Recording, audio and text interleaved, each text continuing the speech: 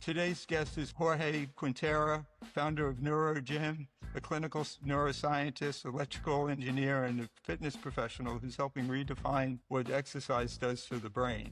Jorge's path into neuroscience began in the operating room, supporting deep brain stimulation surgeries for people living with Parkinson's disease.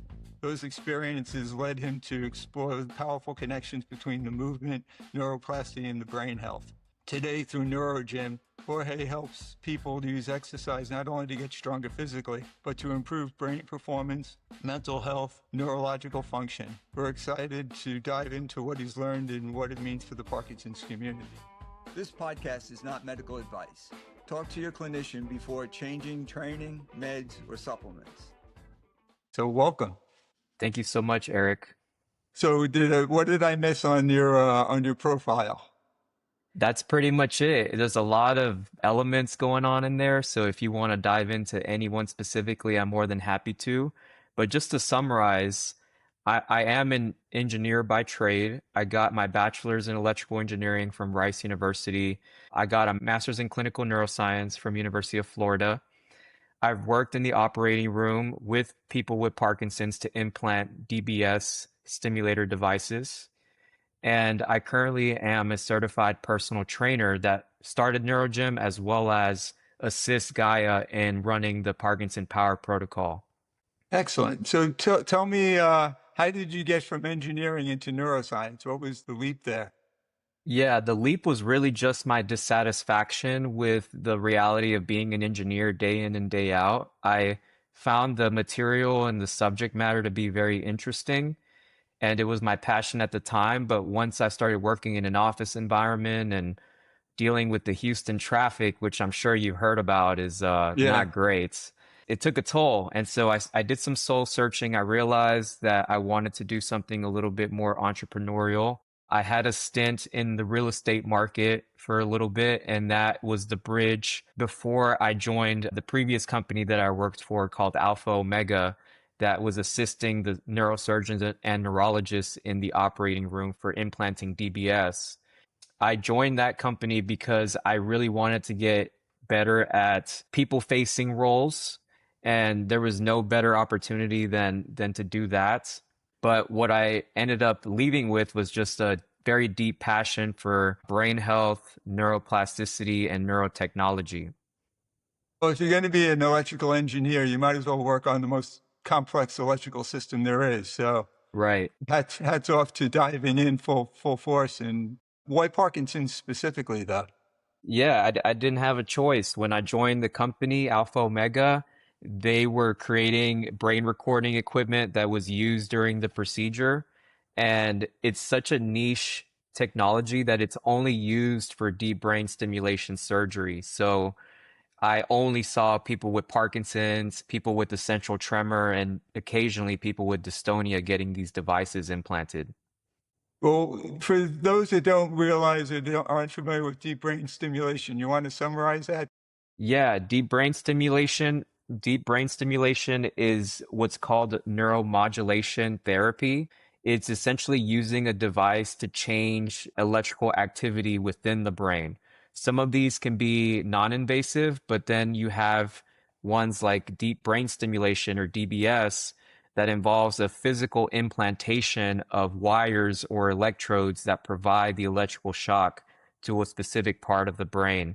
So people with Parkinson's, once they develop things like dyskinesias or the levodopa no longer becomes effective on its own to manage symptoms, this is when DBS becomes a potential option for people with Parkinson's. And so you witness these procedures firsthand. You have any stories that jump out on the impact that it's had on patients or who makes for a good candidate for DBS? Yeah, I can comment on both of these. I think, the whole reason why I got my master's in clinical neuroscience was because when I saw my first DBS surgery, the patient had very bad tremor. Like if you're familiar with the way that neurologists will rate symptoms on the UPDRS scale, it's usually from 0 to 4, with the most severe symptoms being a 3 or a 4. So imagine someone with a really severe tremor, like a 3 or a 4, coming into the operating room. And within 3 hours or so, we turned on the stimulation and their tremor was completely suppressed without any Amazing. medication. Yeah, without any medication. They came off when they came to the operating room and they left just a complete different individual. And this person actually cried in the operating room, which was very touching. And I didn't have a good understanding of the brain at this moment. So I was just like, what is this? This seems like almost a miracle. I need to understand how this works, what's going on in the brain. And that just led me down a major rabbit hole that after a few years got me enrolled into University of Florida to do my master's. It's pretty amazing. Obviously, it was very inspiring to you. It's Absolutely. so. Who makes for a good candidate? Is it based strictly on the severity of your symptoms, or is it other factors that kind of roll into that? There's definitely several factors. I would say the most critical one that gives you the quickest access to DBS is if you were very responsive to levodopa medication. And you also want to be ideally within a certain age range. Typically, the ideal candidate is under 70 years old. The patient cannot have any severe mental health issues or potential cognitive decline because DBS can actually exacerbate some of these symptoms of cognitive decline or mental health issues. But every case is a case by case basis. So just because I give you these rules right now, you could still get DBS even if you didn't respond super effectively to levodopa. You can still get DBS if you're older than 70 years old. And there are also cases of people getting DBS that are even 75, 80 years old that I've been a part of. So it's really important that you get screened because the right candidate will get the best outcomes from DBS.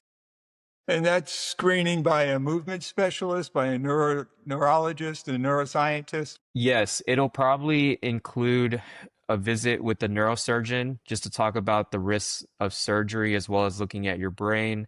It will definitely require an extensive screening process with your neurologist or movement disorder specialist. And there's potential that you could have some other people involved, like a neuropsychologist, to assess the more cognitive and emotional aspects of your brain health. So is this the cutting edge of what we have available for treatment currently, or is there something that's looming on the horizon that you got your eyes on? Yes, currently the gold standard of treatment is going to be the prescription medication. So either the levodopa, the dopamine agonist, or the MAOB inhibitors.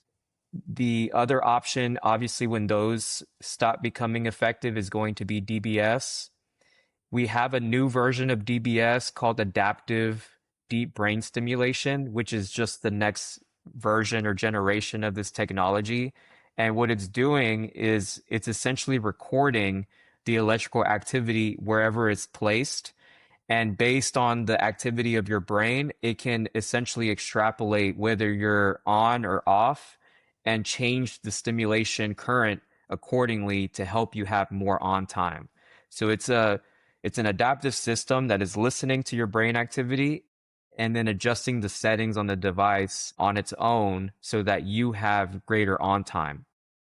Now, in terms of some other stuff that's on the horizon, one that is really exciting for me is this is actually in a clinical trial right now. It's called bemdaneprocel. So this is a stem cell therapy. It had very promising results. So what stem cell therapy is, when you're in development as a fetus, most of your cells are stem cells. And the benefit of having these stem cells is that they are very versatile in how they mature and develop over time.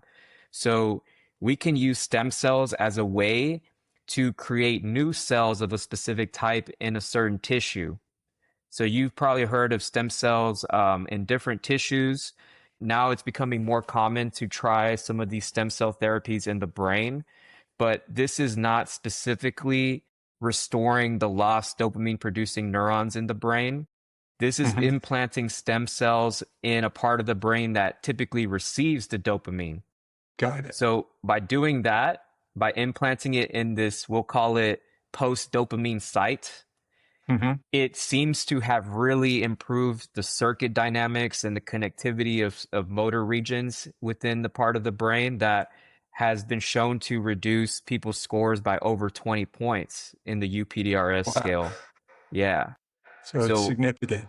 it's significant, and it's a pretty medium-sized population of about 100 or so people. So this actually was called the exPDite 2 trial, if you want to look it up. It's very interesting. Is this where you see the technology taking us in the near future, or is there another direction that you think is more viable? I think ultimately the best medicine is going to be preventative as well as proactive. Proactive in the sense that we're not just waiting for Parkinson's to set in and do its thing. We're doing everything we can to increase something called cognitive reserve, so that Hmm. even as the brain degenerates, the person themselves do not exhibit or behave in a way that appears pathological or clinical.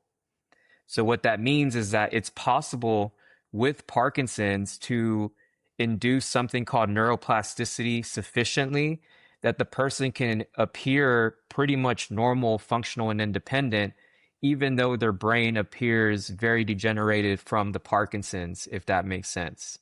So give me a good definition of neuroplasticity for those that this is new to.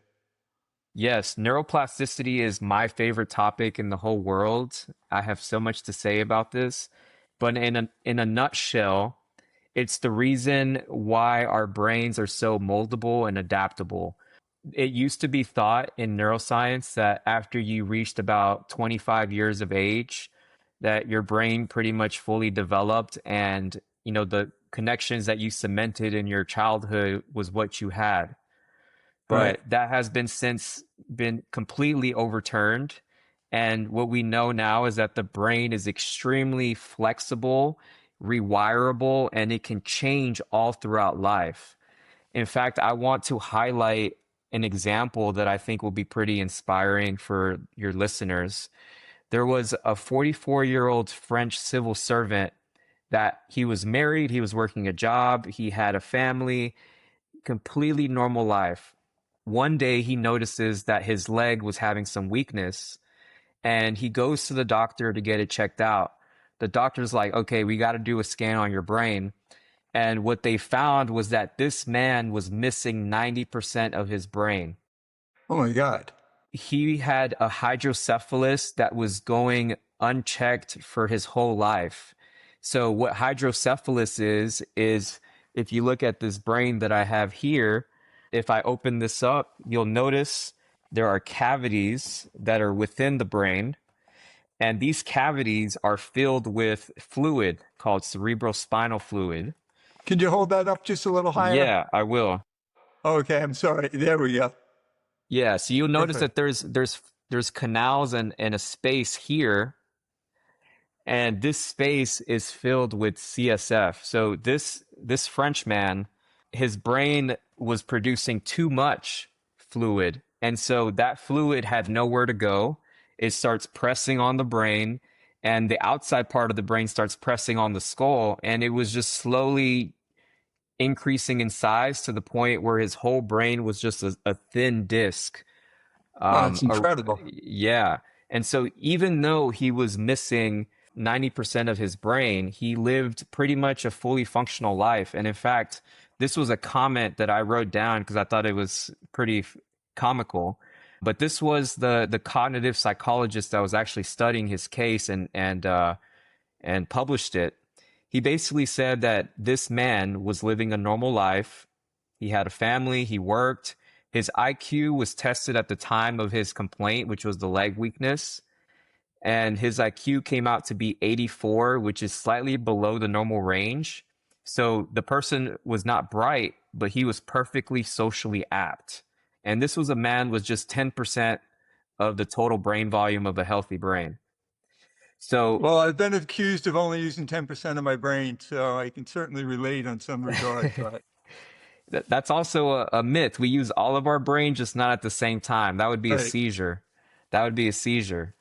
That's too But funny. the point is that neuroplasticity was the whole reason why this man was able to live a normal life despite his brain shrinking over time to the point where he only had 10% of it left. There's also a nun study where they had a convent of nuns agree to have their brain studied after death. There was about 700 brains that these researchers looked at, and the nuns were anywhere between 75 to over 100 years in age. And what they found was that even though there were brains that looked demented by all of the hallmarks and characteristics that we would think is part of a demented brain, these same nuns exhibited no symptoms of dementia in their life, which is to Amazing. show that even though their brain looked demented, their behavior was not. That's the power of neuroplasticity. And I would imagine community and purpose and all the other mindset qualities that we try to factor in, right? Absolutely. And so here's the kicker with neuroplasticity. It's a double-edged sword, which means that there are two sides to this coin. The first side is the traditional side of neuroplasticity that we tend to blame on aging, which is that we just lose our cognitive abilities naturally over time. You know, our memory gets weaker, our attention gets weaker, our ability to react quickly is impaired. And we think that's a normal process of aging, but really this is just neuroplasticity in the context of not training your brain. If we Mhm. don't put any demands on the brain to pay attention, to remember things, to learn new things, to push the brain beyond what it's currently capable of doing, you will see this decline in your cognitive abilities just passively, because neuroplasticity really just cares about the networks that are constantly used, and it will strip away or delete, erase, kill off, whatever you want to call it, the connections that are not being used. Is that just to be more efficient? Exactly. It's to be more energy efficient. And it's also because your brain has an excess of connections. When you're young, your brain has a ton of connections. And then over time, as you adapt to your environment, you become better at being a human being and living in society. There's a lot of connections that are unused that the brain starts stripping away. So that is essentially losing cognitive reserve over time, because these connections could have been used as a way to compensate for illness or disease or challenges later in life. But Right.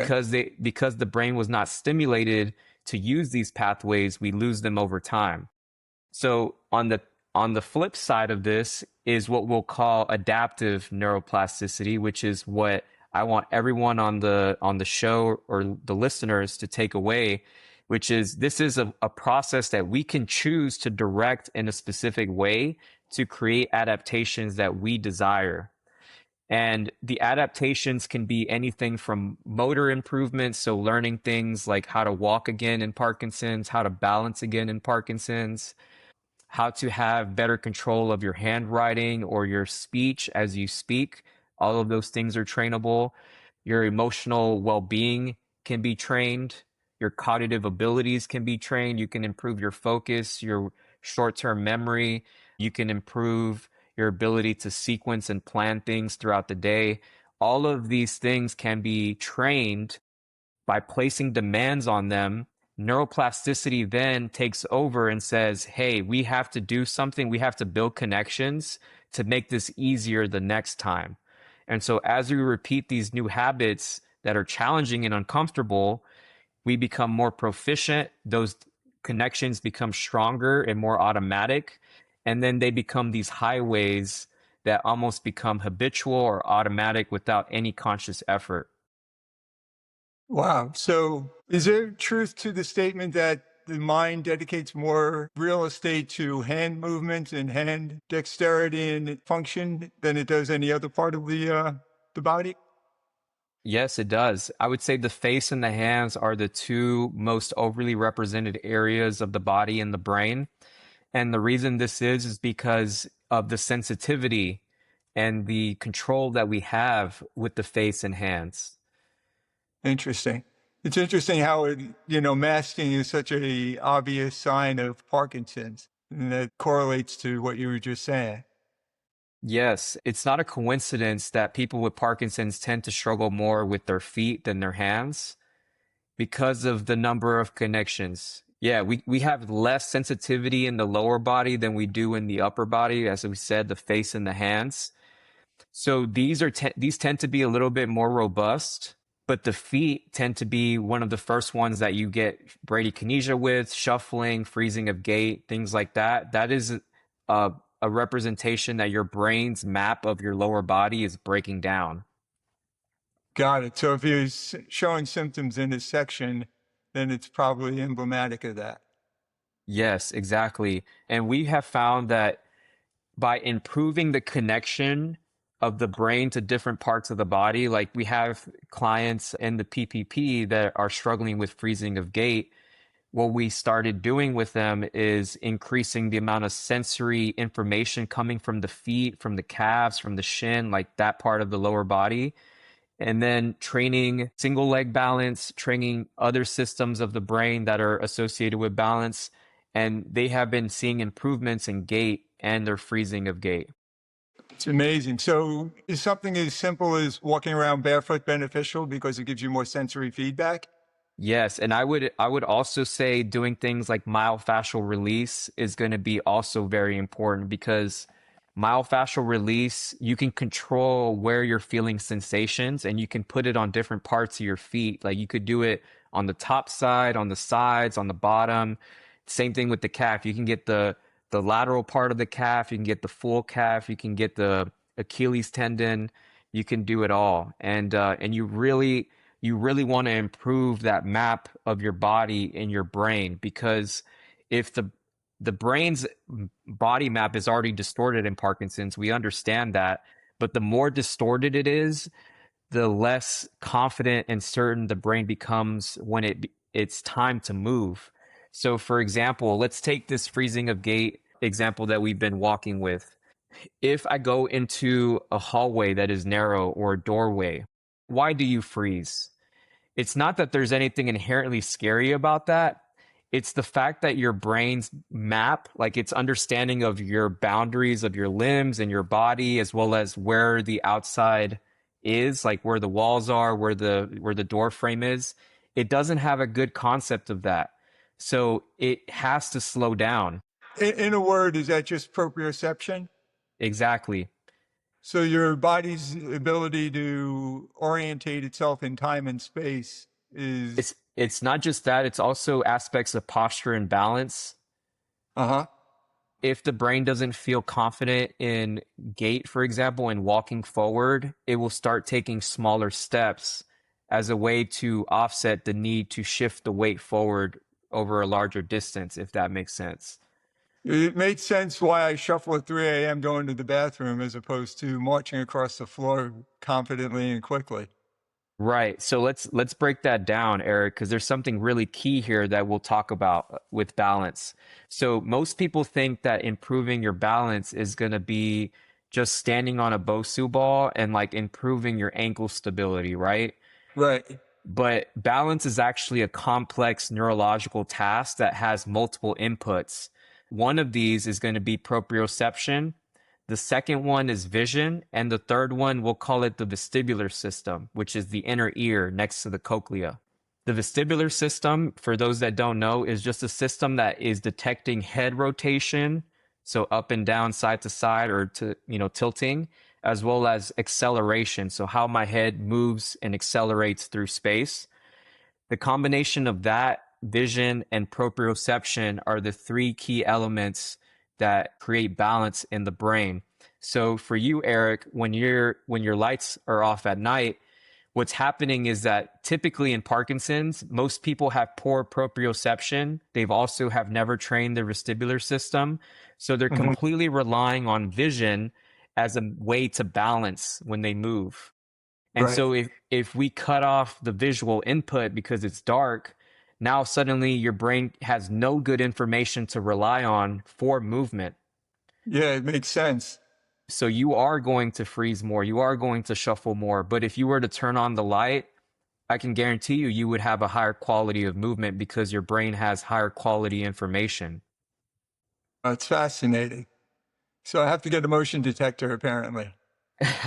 You don't necessarily need to get a motion detector, but what you do need to do is think about how can I support my brain to Right. make confident decisions. So when you have clients showing up to NeuroGym, how do you approach diagnosing what you want to work on first? I'm sure there's a lead domino that you're looking at, but everything seems to be downstream Yeah. of a symptom. Yeah, of course. I think with Parkinson's, it's a little bit more straightforward, but with things like mental health, I will typically look at the symptoms that the person is struggling with the most. And typically, the symptoms are reflective of changes that happen in that person's brain over time. So, again, neuroplasticity, but this is a neuroplasticity that has trapped the person in kind of a bad loop that they don't want to be in. An example would be like anxiety loops or Right. doom loops. So, based on those symptoms, you can get an understanding, if you're a neuroscientist, of what brain regions, what circuits are implicated. And then we can actually combine training with some cognitive challenge that is going to stress that system that needs to either come back online or suppress it a little bit. And the combination of exercising with the cognitive challenges boosts the benefits of both as opposed to doing them separately. So you get quicker and more potent effects by combining these two together. Excellent. So that's the main focus of what you're doing at NeuroGym? Yes, exactly. We're trying to sculpt the brain the same way we sculpt the body. And the way we think about sculpting the brain is we take the pain points of that person. So for Parkinson's, it could be the symptoms that are not necessarily addressed by levodopa or the dopamine medication, Hmm. and starting to train those things. That's fascinating. So I would imagine there's lots of dexterity and hand drills and balance drills and things that Footwork. footwork and the benefits of foot ladders and all the things that we used to do training athletes seem to be beneficial for the same reason. Yes, and what we know just from all of the examples of people living with Parkinson's as well as the literature is that this having a more athletic, multimodal approach to training is the key to slowing Parkinson's down for the whole lifespan. It's fascinating. There's like so many tangents I want to like pull threads on. Speaking of neuroplasticity, you're familiar with the Stanford study and psilocybin and alleged benefits of that outcome. Is that something that you are hopeful for, or you think that that's a bridge too far at this point? I'm very hopeful for this, but again, it's tapping into the same principle of neuroplasticity. So I want people to understand that most treatments and neurological improvements that you will experience with anything is always going to come back to neuroplasticity in some shape or form. And the psilocybin is a great potential option for people that have Parkinson's that are also struggling with some kind of psychiatric disorder or illness. So depression or apathy or stuff along that line? Yes. But I also want to point out that I recently came across a study. It was just a case report. So this is one woman. She was bedridden with dementia. She hadn't spoke in 10 years. She took a high dose of psilocybin. And after that dose of psilocybin, she started moving again out of bed. She started talking again. She essentially had a complete reversal of her dementia just from a single dose of Amazing. psilocybin. And her effects weren't just like transitory, they lasted for at least a few weeks after the event. So there's a lot of things that can come from something like psilocybin. It still needs to be studied in its full context because currently all of the data points to its therapeutic use for mental health. But as we see with the dementia case, there could be some elements here of just rewiring the brain in a quick and robust way for many different domains of cognition, not just emotional. So what inspired you to start NeuroGym? Yes, I I was inspired to start NeuroGym. I would say since I was a kid, I was fascinated by psychology. I didn't know about neuroscience at the time, but I think it was a foreshadowing that I've always been curious about how the mind works. And when I discovered neuroscience, I really felt like this was the biology of psychology, if that makes sense. You know, Yeah. it's explaining the mechanisms by which we behave in specific ways. And the whole reason I was interested in the mind in the first place is because my dad suffered with major depressive disorder, psychosis, and bipolar disorder all at the same time for over 20 years. Wow. Wow, that's a lot to grow up with. Yeah, I know. So he was diagnosed before I was 10, and it just caused a lot of hardships, both emotionally as well as financially for my family, since he was the breadwinner.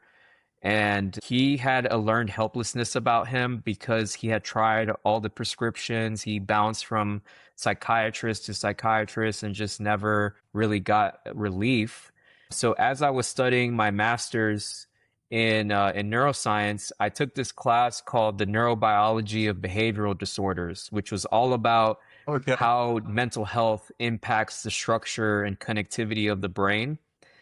And I started putting together theories of like, what if we combine exercise as a way we combine exercise with the cognitive aspects to essentially sculpt the brain, like I was talking about.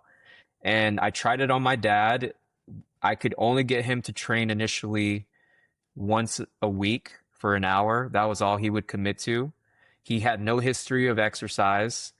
And within 6 months, he was completely transformed. If you go on my page on Instagram, you will see his transformation.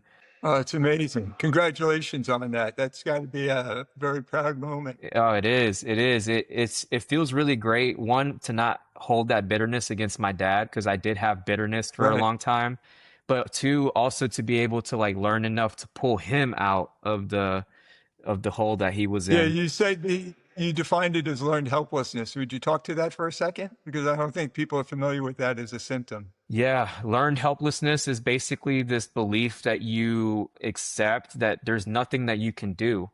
Right. You either believe that you've tried everything or nothing's going to work, and it's just a mindset that you adopt. And so, unfortunately, we call this a symptom because it makes everything worse. When you've when Right. you've lost hope and you don't believe that you'll get better, your physiology literally shifts to create that outcome. It's almost like a placebo. Yeah, or nocebo, right? Or right. This in this case it'd be the nocebo because it's negative. We talk about it a lot that when people first get diagnosed, it's amazing how quickly the symptoms that they fear seem to become a part of their symptomology. And it doesn't seem to be, at least from my understanding, it seems to be coming from essentially learned helplessness in a way, or apathy, than more so than anything else, because it doesn't seem like the body could respond symptomatically that quickly. But once you start getting your mindset and you figure out what you can impact and what you can impact, it's amazing how a lot of those symptoms can pretty much disappear as quickly as they showed up. Yeah, they disappear or their severity is decreased just by thinking differently.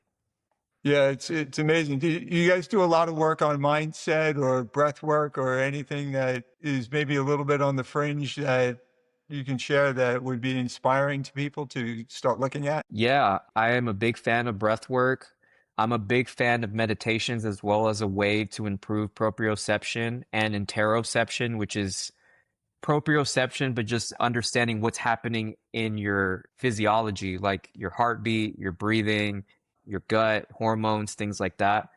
One of the modalities that I find a lot of success with for my mental health clients, as well as these people that want better proprioception, is going to be Hmm. something called progressive muscle relaxation.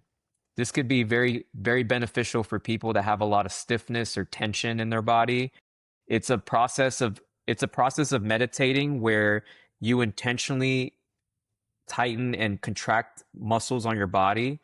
So you're going to go section Hmm. by section. Maybe you start with the feet, maybe you start with the traps or shoulders. And it's an isometric contraction. Yeah, exactly. Okay, So you're just contracting as much as you can with your eyes closed and then relaxing intentionally. So interesting. you're giving in to any tension that is in your body, then Right. you're intentionally releasing that tension by relaxing, and then you're bringing your awareness to that body part. Interesting. And you find this beneficial immediately? This is pretty, I would imagine the biofeedback is pretty significant. Yeah, that's why I say it's very effective for mental health, for stress, for tension. I definitely recommend it before sleep if you have any issues with sleep. It'll help you fall asleep. Uh-huh. And again, it has this element of contraction and relaxation. So you're not having to just sit there and listen to your thoughts or try to observe your thoughts. You're really just paying attention to your body. Amazing. And what's the name of it again? Progressive muscle relaxation, PMR. Very cool. Are you familiar with Power Plate, and have you worked with that at all? I have heard of this. I think they could be useful for sure, but nothing's going to be just like manually doing this yourself, like building your own connection with your body and not outsourcing that. Right.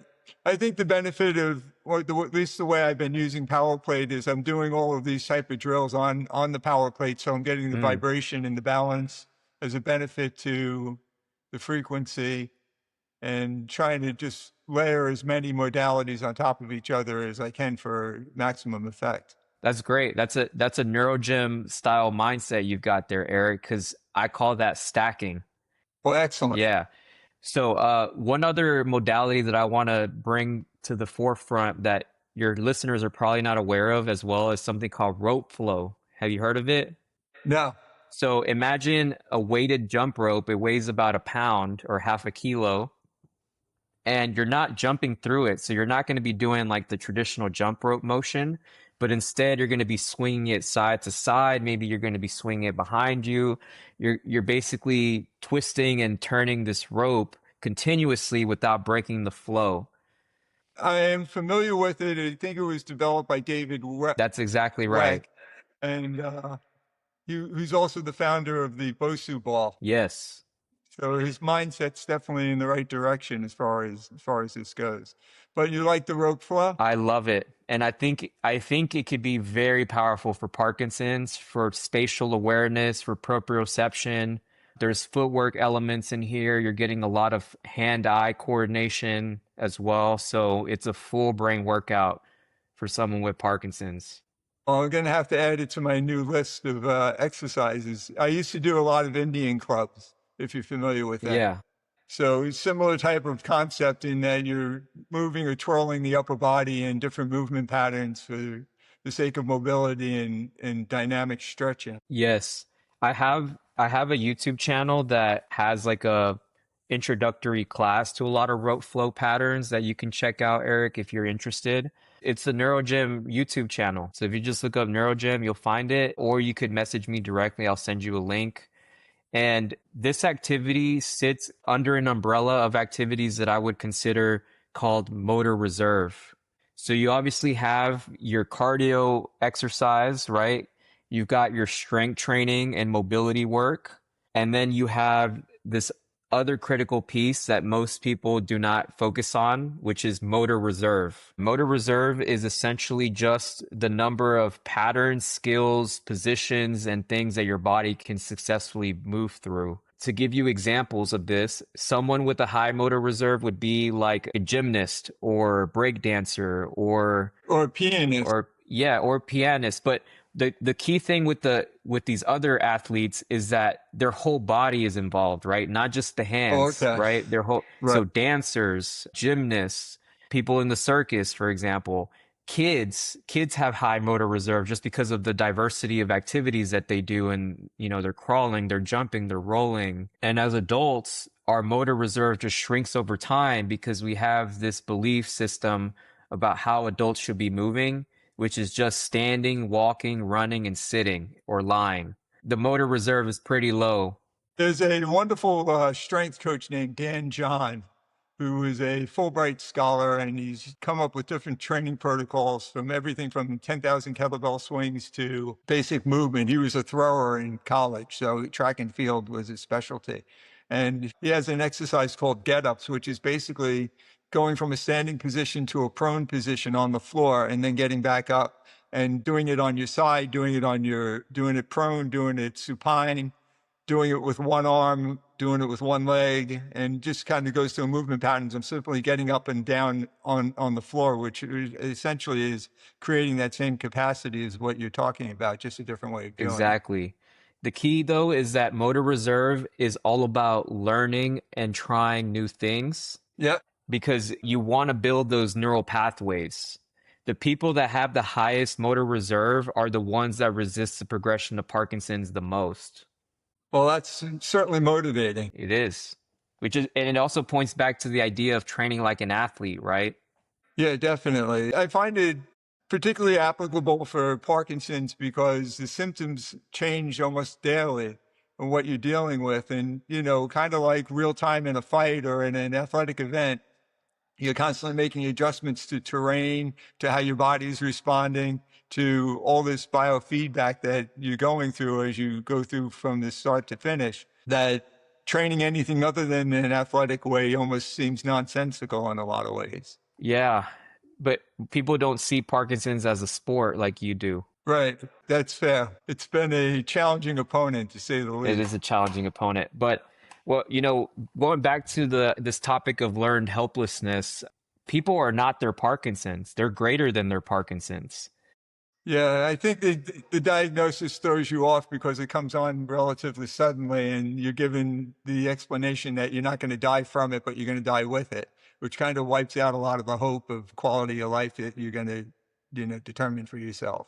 Right. But the standard story of just Parkinson's being a trajectory of steady decline is not true anymore. Like we have enough Right. examples that we can say for certain, like you have a lot of control over your destiny with Parkinson's. Yeah, I think far more than what we're led to believe Correct. initially. If there was a disservice that I point to more commonly than anything else, it's that diagnosis, what we're talking about, of kind of helplessness. And, you can exercise, but it's still going to progress, and you can do all the stuff, but there seems to be a fatality to it that is antithetical to being an athlete, because you're always going to have to overcome the odds. And stepping up to the challenge is the first step in taking that on. We often use the expression in the gym that the heaviest weight's the front door. And so, if you can get people in the front door, then, pretty much you can build winnable, stackable moments of success and kind of progressing quickly to building the confidence that's necessary to take on Parkinson's. Yeah, that's totally right. What I will say though, even given this story of like, Parkinson's has an inevitable progression to it, a lot of the risk factor that leads someone to develop Parkinson's is aging. And Right. aging is not special to Parkinson's. Aging is just a fact of life, but the rate of aging is very much predicated on your lifestyle. Yeah, that's for sure. So the more that you can get your lifestyle honed in, the less you're going to age, and thereby the less Parkinson's is going to progress. Yeah, we had a guest on that was talking about when he got diagnosed, and his symptoms were pretty minor, but he realized that by taking the advice of those he was talking to and exercising more intensely and eating more intentionally and sleeping better, his quality of life overall was much better as a result of the Parkinson's than it was prior to that, because he wasn't prioritizing the benefits of each of those modalities and fitting them in his life in a very serious, committed way. So it was exciting to hear someone who is kind of running ahead of it or outpacing his diagnosis, which is inspiring to the rest of us, to say the least. It's very inspiring. And we keep coming back to the same topic of neuroplasticity, but that is the whole reason why people can live well with Parkinson's is because of neuroplasticity. But it has to be self-directed. It can't be a passive process. The passive process is the old story of Parkinson's. Do you find it's beneficial for people to do group exercise, or is it more of a one-on-one thing because they're trying to figure out which way do you direct that? Obviously, I don't think it's people can work out with others all the time. Maybe you like that and that's what you do, but for me, like I can't do that all the time just because of commitment Right. and, I have to drive. But I do think social activities are super beneficial for people with Parkinson's. Social engagement is one of the most important factors of brain health overall, not just for people with Parkinson's. So being isolated is not a good thing for brain health. It's not a good thing for your mindset. You want to feel supported. You want to feel cared for. You want to feel like you have friends that are there for you and that you can look forward to seeing. So the social component is a key part of this Parkinson's care package or umbrella that every patient should be very aware of. Well, I try to get that in two places in my life. I practice Jiu-jitsu, and certainly nothing makes staying on the floor more challenging than having someone who's trying to hold you there. Yeah. So there's that benefit, and there's an intensity to that, and a problem-solving equation that is factored in with Jiu-jitsu. But then there's pickleball, which is like my other side of my brain, which is more of the social, outgoing group exercise mentality of, socialization with an activity as an excuse to get together. Yeah, I love the combination of those two things of jiu-jitsu and pickleball. Yeah, they certainly seem to not go to be compatible, but you never know when someone in pickleball court's got to get choked out. You got to be prepared. You got to be prepared. But what I love about it is that it has different elements, right, that complement each other. Having the ball come at you is training your depth perception, for example. But Yeah, maybe it's not taxing your reaction time as quickly as jiu-jitsu. So you're right. getting different adaptations in each of these, but you're building motor reserve with both of these activities. Excellent. Well, I kind of stumbled upon those because I was in jujitsu as a kid, and my physiotherapist said to me one day, you should really go back to that because you're finding it challenging, just day to day life. Life can be a lot more challenging if you have someone trying to stop you from doing what you want to do. And so I wasn't sure I was going to pick it up again, but my community was so inspired by me showing up that it kind of built its own momentum Mm. and turned out to be an amazing, amazing addition to my quality of life. It was something that I'd kind of given up on a little bit because of a degree of learned hopelessness, but I turned it around as soon as I stepped on the mat. Kind of became a self-fulfilling prophecy that I was going to continue on my jiu-jitsu world. Yeah. I kind of stumbled upon the same thing with breakdancing. I have a lot of Oh, embarrassment. cool. I have a lot of embarrassment when it comes to dancing. So this is like the ultimate neuroplasticity test for me. I love it. Yeah, Embarrassment is an underexplored emotion. it really is. It's probably one that we need to embrace a little bit more and be a little more cognizant of the benefits of being embarrassed. Yeah, So now you have a breakdancing background. right. Yeah. My background's all over the place. I like to try many things. That's how I get an appreciation for like this multimodal approach to training. But I really do believe for people with Parkinson's, especially, they need to do multiple types of activities. You can't just do one. You can't just do Right. cardio. You can't just do strength training. You can't just do dance. You've got to do all of it. Although breakdancing seems pretty comprehensive. Breakdancing is pretty comprehensive, and you don't have to do breakdancing.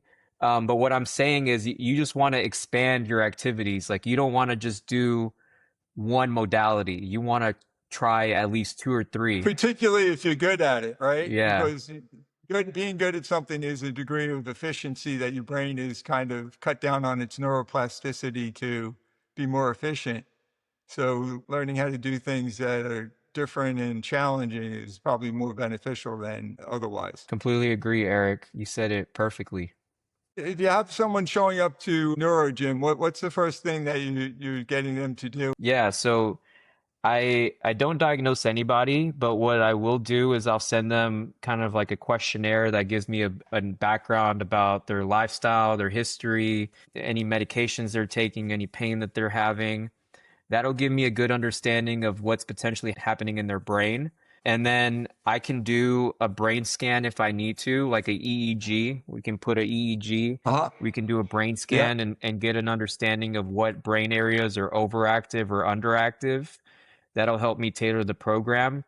But before they start working out with me, I will guide them through a movement assessment, just make sure I understand their limitations so we can Right. combine the cognitive challenges based on their needs as well as a workout plan that is suitable for their level of fitness and mobility. It's a pretty quick process, like an hour or so. So cognitive challenge could be something as simple as counting down by 3 from 100 while you're doing a balance exercise or doing some other activity, right? Yeah. So, for example, a cognitive challenge could be like a working memory test where I give you a sequence of maybe 6 or 7 digits. You have to remember them. Then I have you do like 10 push-ups, and then you have to repeat it after the 10 push-ups. This is going to be something I'm going to have to add to my repertoire. Yeah. Another thing that you can do is like if you wanted to specifically challenge your memory recall, I could set up a drill where you're having to respond to like certain lights, for example, that pop up and the lights mean Okay. things. Yeah. And then randomly I'm having you like say a word that starts with the letter S, but you can't repeat the word. Oh, wow. And you're also dealing with these distractions. You can also do something like having a ball, throwing it against the wall and just catching it. That's testing your reaction time, your hand-eye coordination, your depth perception. You could start dribbling this between your hands and your legs. You could start juggling. The Right. rote flow is a cognitive exercise. So there's a lot of things that we could do. But what's important is that you have to start with an intention of like, this is the thing that I want to improve. And then it Okay. takes a little bit of creativity and combining that with exercise. As a general rule, people should try to make an assessment of, even if they're not directly working with you, on things that they want to work at and things that they want to improve, and look at adding in some of these modalities to, I'll do the juggling off the wall or with one hand and add like a single leg hold Yeah, or exactly. breath work or something to it, anything to make it a little more challenging. I seem to do better when it's more challenging than when it's less challenging. So I'm not sure exactly what that says about my brain, but there's definitely a benefit to seemingly simple things that you add weight to or take weight away from, or do them repetitively, like putting on a shirt or putting on a vest that may be difficult.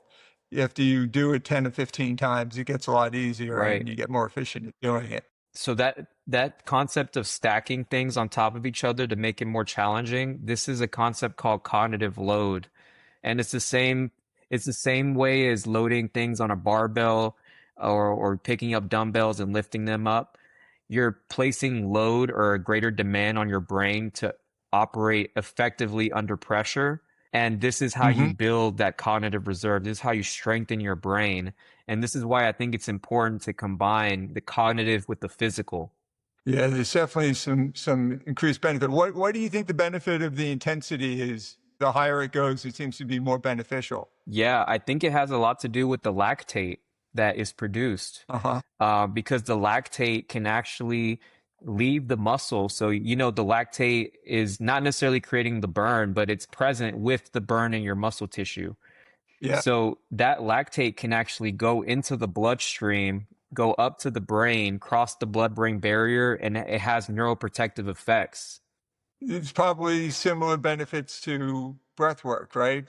You're increasing oxygen supply to the brain and Yeah, that's part of the benefits of exercise. You will get increased blood flow to the brain, but there is nothing on earth that has the systemic effects that exercise has, not just on brain health, but on the functioning of every tissue in the body.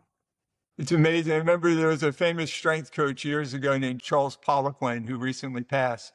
And he is known for working with more Olympic athletes than any other coach. He had like 50 Olympic athletes under his watch. And he would say that if, you could put exercise into a pill, it would be the most powerful drug in the world. It's a polypharmacy. There's an image that I'm thinking of where it's a figure of like a person running and like Uh-huh. they did all of the work to show like everything that was released from the muscle during exercise, and Oh, wow. you see arrows pointing everywhere, Yeah. and it's a great representation of just how exercise is almost, I wouldn't even say almost, it is a biological requirement for optimal functioning. It's not that Right. exercise itself is this powerful intervention. It's that not exercising is so detrimental to the body and its functioning. It's a great way to turn it. Yeah. So it's not a matter of whether or not you like exercise. It's a matter of whether you need exercise. Yeah. And everybody needs it.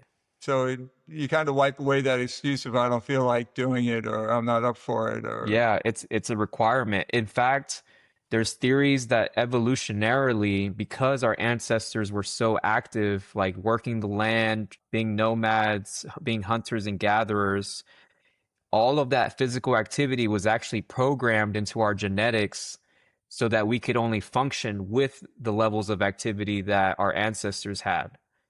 Yeah, I completely agree. I think that, we've traded longevity for quality of life.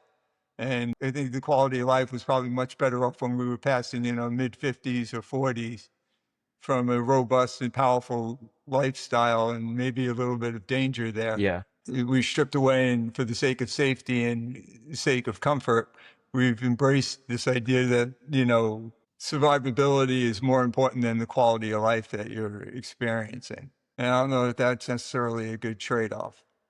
Yeah, I don't know either. But, I'm trying to work the system so I have quality of life despite getting older and despite other challenges like Parkinson's. And I recently I had to deal with some AFib, which I found is tied to my sleep apnea. So it was a combination of stuff that I wasn't necessarily directly. Parkinson's was enough of a challenge, but then layered the AFib on top of it with the sleep apnea, and it became more of a systemic picture of what I wasn't dealing with and needed to get under control. So I've been able to address those recently, and hopefully I'm on the road back to training at full force and full intention. So when you meet someone new who's diagnosed, what do you want them to take away from this conversation? What I want them to take away is one, your brain is so much more adaptable than you realize, even in the face of pathology. Mhm. And Parkinson's is not everything that you are. You still are an individual that deserves joy, that deserves happiness, that deserves hobbies, activities that feel purposeful. So I don't want people to feel like those are taken away from them. There is a big push to start training right away and immediately. I would say the best way to start if you're not currently working out is to just pick activities that are interesting to you, that you don't even have to like them, they just have to be interesting. Right. Because if you follow your curiosity, you will find something that you enjoy that you can stick with. And that ultimately is what matters more than any protocol or rigid rules about movement. But once you care about optimizing and making sure that you're checking all the right boxes, you would want to at least make sure that you can keep a routine pretty regularly each week. And then we can talk about optimizing and getting the right things in, the right buckets filled. Yeah, it's amazing how many activities there are. If you ever like stop and make a list, there's thousands of things you can do, and it's literally limitless. It's everything from the obvious ones like pickleball and jiu-jitsu, but there's tennis, there's paddle tennis, there's all the racket sports and all the benefits of racket sports. Is drawing and artwork that certainly can be robust and fulfilling. There's dance and all the modalities of self-expression that are out there. I think it just takes a little bit of curiosity and maybe the permission that finally, for once in your life, the universe or God is telling you you got to exercise more. And this is the ultimate excuse to do it because no one's going to stop you because you have Parkinson's from exercising too much. Yeah, and to your point, Eric, this is the other thing I would say is that Parkinson's fundamentally starts as a movement disorder. So what that means is that movement is the answer. It's ironic. Right. It's a movement disorder, which means it's impacting your movement, but because movement is use it or lose it, you gotta use it.